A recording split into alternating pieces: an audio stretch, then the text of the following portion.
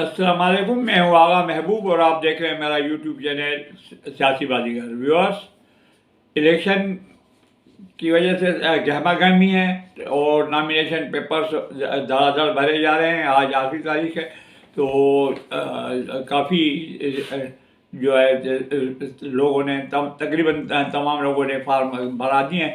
तो अब शुरू करते हैं। पहले आपको बताएं कि सिंध से शुरू करते हैं।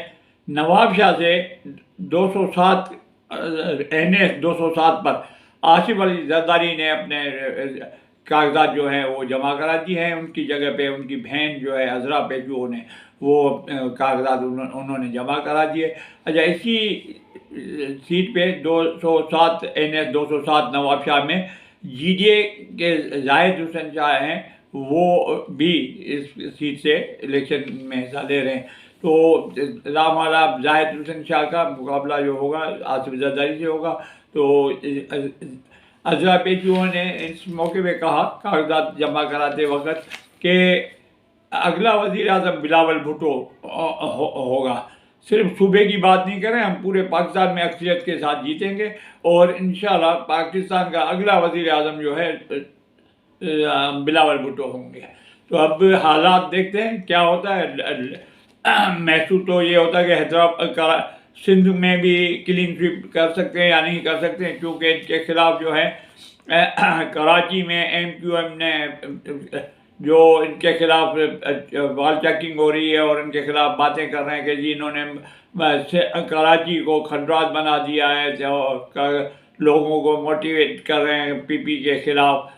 तो ऐसी सूरत में देखें कि कराची से कितनी सीटें पीपल पार्टी निकाल सकती है और पूरे सिंध से कितनी ले सकती है। वैसे MQM के ऊपर भरोसा तो नहीं करना चाहिए कि क्या उनकी बातों में, वैसे MQM की बातों में तो दरगुजर करना चाहिए, क्योंकि ये जो है उर्दू मुहावरा थाली के बैंगन। जब इलेक्शन में पीपल्स पार्टी जीत के आएगी सिंध में, जब गवर्नमेंट बनाएगी, तो यही लोग मुस्तफा कमाल हुआ, खालिद मकबूल सिद्दीकी हुए, दुम हिलाते पीपल्स पार्टी के पीछे फिर रहे होंगे। सिंध हुकूमत में उनको वजारतें चाहिए और सिंध में अहम अहदे के लिए ये करते रहेंगे। तो ये इलेक्शन में मुखालफत करते हैं एक दूसरे की, लेकिन बाद में ये जो है दोनों आपस में बन जाते हैं। अब आपको एक नौजवान बच्ची के बारे में बताएं जिन्होंने 3-4 दिन के अंदर अंदर सोशल मीडिया पे तो क्या पूरे पाकिस्तान में बल्कि दुनिया में शोहरत हासिल कर ली है। मारंग बलोचिस्तान की बेटी, वो पुरअमन एहतजाज बलोच की मार्च के साथ जब इस्लामाबाद पहुंची तो कल परसों जो है उनके ऊपर इंतहाई तशद्दुद हुआ और उनके जो है मिसिंग पर्सन के हवाले से था और कुछ और मुतालबे थे। उनको सुनने के बजाय उनको न प्रेस क्लब में जगह दी गई, न उनको कहीं बैठने के लिए धरने देने के लिए जगह दी गई, बल्कि उनके 200 ख्वातीन उनको गिरफ्तार कर लिया गया, जिनमें से कुछ बाद में छोड़ दी गई हैं या कुछ छूटी छोड़नी होंगी। तो इस खातून ने फ़ौरन जो है बहादुरी के साथ जो है अपने मौका पे डटी रही हैं और इसकी वजह से इनको सोशल मीडिया में बड़ी पजीराई हासिल हुई है। लोग उनके पोस्टों के ऊपर जो है लोग शेयर कर रहे हैं और इनका नाम रोशन कर दिया बलोच तहरीक के हवाले से कि ये बलोचों की आवाज़ है। और वाकई बहादुर बच्ची है और इन्होंने जो काम किया है वो बिल्कुल होना चाहिए। कुछ लोग तो कह रहे हैं कि सब लोगों में इसी तरीके की गैरत होनी चाहिए जैसी मारंग में है, और उन्होंने आवाज़ उठाई है बलूचिस्तान के हकूक़ के लिए, बलूचिस्तान में मिसिंग पर्सनस के लिए, और जिस तरीके से इस्लामाबाद बहुत बड़ी तादाद में लोगों को लेके पहुंची है। तो सबको दूसरों को भी यही होना चाहिए। तो अब ये मकसद ये है कि बता दें कि जब आवाज़ उठानी होती तो फिर उसके लिए अच्छे और बुरे का भी ख्याल करना होता है। हुकूमत किसी को भी लॉ एंड ऑर्डर को हाथ में नहीं लेने देती है। तो उन्होंने मारंग को भी गिरफ्तार किया हुआ था और 200 लड़कियों को और को भी गिरफ्तार किया था। उसके क्या हुआ उसके बाद जब होगा डेवलपमेंट कोई आई तो आपको बताएंगे। जनाब, इसके बाद आपको बताएंगे PTI के जो नए चेयरमैन हैं इमरान खान के बाद जो बनाए गए हैं बैरिस्टर अली गौहर, उन्होंने KPK में बोनेर से अपने कागजात दाखिल कर दिए हैं, तो उनका इरादा जो है वहाँ से इलेक्शन लड़ने का है। और कई PTI के और लोगों ने भी नॉमिनेशन से भरे, लेकिन ये अहम जो है बोनेर से अली गौहर साहब जो इलेक्शन लड़ेंगे, तो इनके मुकाबले में देखेंगे कौन आता है, या इनको इलेक्शन लड़ने दिया जाता है, या इनको भी किसी सिलसिले में गिरफ्तार किया जाता है। क्योंकि इस वक्त PTI जो है PTI में जो भी नॉमिनेशन के लिए जाता है, कल तो एक PP के उम्मीदवार थे, वो कागजात कर रहे थे, कागजात जमा करा रहे थे, उसको PTI का समझ के गिरफ्तार कर लिया गया। बाद में उनको छोड़ दिया गया जब उन्होंने कहा कि भाई मेरा ताल्लुक PP से। तो अब देखें, अली गौहर साहब जो हैं वकील हैं, शायद इनको गिरफ्तार न भी किया जाए और ये इलेक्शन में हिस्सा लें। और इलेक्शन के क्या नतीजे आएंगे वो तो 8 फरवरी के बाद पता पड़ेगा। बहरहाल इन्होंने बोनेर से कागजात अपने जमा करा दिए हैं।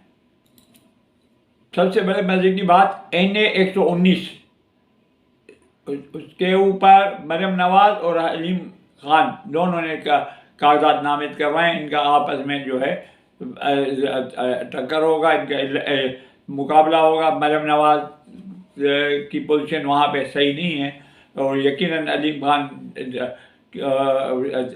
जीत जाएं शायद। लेकिन अब मरियम नवाज ने, मुस्लिम लीग नून ने मरियम नवाज को वहाँ से नॉमिनेट किया है और वहाँ से उन्होंने कागज जमा कर दिया है। इसके बाद आपको बताएं कि MQM जिसका इत्तेहाद हुआ था मुस्लिम लीग नून वालों के साथ, और मुस्लिम लीग नून बादराबाद भी गए थे और इनके साथ सीट एडजस्टमेंट के लिए बात कर रहे थे कराची के लिए। और हम तो सोच रहे थे कि शायद मरियम नवाज को कराची से इलेक्शन लड़वाने की सोच रहे हैं, लेकिन उसके बाद ये हुआ था कि शहबाज शरीफ के लिए कहा गया था कि वो NF 242 कराची से इलेक्शन लेंगे। तो अब जो है रिसेंटली खबर ये पड़ी है कि जो MQM के मुस्तफा कमाल और दूसरे दीगर सरकर्दा रहनुमा जो है वो किसी तौर पे भी शहबाज शरीफ को ये सीट देने के लिए तैयार नहीं है, ना एडजस्टमेंट करने के लिए तैयार है। तो ये शहबाज शरीफ अगर जहाँ से भर भी चुके हैं तो या नॉमिनेशन पेपर वापस ले लेंगे और अभी वक्त है, या फिर इनको शिकस्त का सामना करना पड़ेगा। क्योंकि MQM आगे धक्का देके ले तो आती है, आगे बाद में रस्सी खींच लेती है पीछे से, कुश्ती निकाल लेती है और आदमी धड़ाम से गिर जाता है। तो MQM ने आज कह दिया कि शहबाज शरीफ को 242 पे हम इलेक्शन में हिमायत नहीं करेंगे। इस वक्त जब ये मैं रिकॉर्ड कर रहा हूँ तो PTI का वक्त जो है इलेक्शन कमीशन में से वापस मुलाकात करने के बाद वापस आए। इस वक्त में मेहर बानो कुरैशी और अली बुखारी और दीगर रहनुमा शामिल थे PTI के। क्या बातें हुई और क्या डिसाइड हुआ और क्या मकसद था, वो उसके जैसे तफसीलात आते हैं तो आपको दूसरे व्लॉग में शेयर करेंगे। तो अभी ये PTI का वक्त कुछ ही देर पहले इलेक्शन कमीशन से बाहर आए और मुलाकात करके उनके बाद जो खबरें होंगी कि क्या बातें हुई, क्या तय हुआ, तो वो आपको बता देंगे। जब इलेक्शन कमीशन की बातें हो रही हैं तो आपको बताएं कि PP के ताज हैदर बहुत बड़े पुराने रहनुमा हैं और बड़ी बात सुनी जाती है इनकी। उन्होंने इलेक्शन कमिश्नर को ख़त लिखा है जिसमें कहा गया है कि पंजाब में बलदिया और दूसरे सरकारी अदारे जो है वो मखसूस एक पार्टी की मदद करें जो उसके इलेक्शन में भरपूर हिस्सा ले रहे हैं, उनकी मदद करें और जो कि गैर कानूनी और गैर आइनी है।